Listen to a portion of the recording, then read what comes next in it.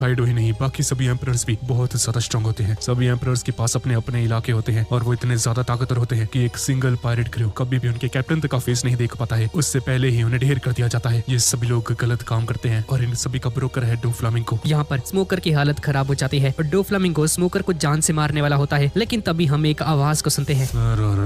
आराम से नौजवान, ये मेरा दोस्त है। और आओकीजी यहाँ पर आ जाता है। आओकीजी के मना करने के बावजूद डोफ्लामिंगो स्मोकर पर हमला करने वाला होता है, लेकिन तभी आओकीजी डोफ्लामिंगो को जमा देता है। अब डोफ्लामिंगो उस जमी हुई बर्फ को तोड़ता है और आओकीजी और डोफ्लामिंगो एक दूसरे के आमने सामने आ जाते हैं, लेकिन डोफ्लामिंगो इससे बिना लड़े ही इसके बगल में से निकल जाता है और बोलता है कि मुझे तुमसे लड़ने में कोई दिलचस्पी नहीं है। आओकीजी, क्या मैं जान सकता हूँ कि तुम अब एक नेवी के ऑफिसर हो या नहीं हो? पर आओकीजी कोई भी आंसर नहीं देता है और डोफ्लामिंगो यहाँ से चला जाता है और बेबी 5 से कहता है कि एक सामान्य आवारा इंसान और दृढ़ निश्चय करने वाले इंसान में बहुत ज्यादा अंतर होता है। अब डोफ्लामिंगो के जाने के बाद आओकीजी स्मोकर के लोगों से कहता है कि खड़े खड़े मेरा मुंह क्या देख रहे हो, जल्दी यहाँ पर आकर इसका इलाज करो। और ये सभी लोग स्मोकर का ट्रीटमेंट करते हैं। कुछ देर बाद स्मोकर को होश आता है। आओकीजी, तुम यहाँ पर आई कैसे? मैं तो तुमसे मिलना चाहता था, इसलिए यहाँ पर आया हूँ स्मोकर। और तुम्हें पता कैसे चला कि मैं यहाँ पर हूँ? ऐसा नहीं हो सकता, तुम इन सभी के साथ कनेक्टेड हो। ये सुनकर सभी लोग हैरान हो जाते हैं कि फॉर्मर एडमिरल अब एक अंडरग्राउंड बिजनेस में है, वो भी डोफ्लामिंगो के साथ। तुम सभी ने ट्रीटमेंट कर दिया है ना, यहाँ से चले जाओ, मुझे स्मोकर से कुछ बात करनी है। और सभी के जाने के बाद आओकीजी स्मोकर से कहता है कि अब मैं नेवी का पार्ट नहीं हूँ, मैंने नेवी को छोड़ दिया है और नेवी को छोड़ने के बाद इससे बहुत सारी चीजें समझ में आई हैं। तुम चिंता मत करो, मैं पहले जो आओकीजी था वही हूँ, बस मेरा गोल चेंज हो चुका है। और जाते जाते स्मोकर से कहता है कि डोफ्लामिंगो पर नजर रखना, क्योंकि वो सिर्फ जोकर या अंडरग्राउंड का मालिक नहीं है, बल्कि ड्रेस रोजा का राजा भी है और ये बहुत ही ज्यादा कुछ खतरनाक करने वाला है। तुम्हें ये सारा मामला नेवी HQ में जाकर रिपोर्ट करना होगा स्मोकर, और ड्रेस रोजा के ऊपर तुम्हें एक एडमिरल भेजना चाहिए, क्योंकि किजारो ने नेवी को अपने हाथों में ले लिया है और उसके बाद उसका सबसे बड़ा चैलेंज यही होने वाला है,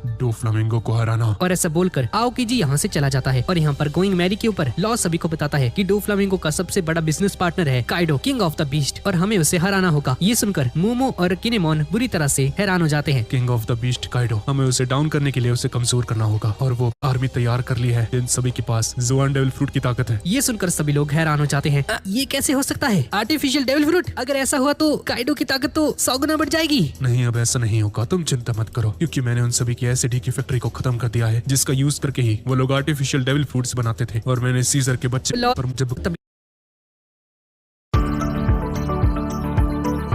Daycare can be expensive, but is your child really engaged?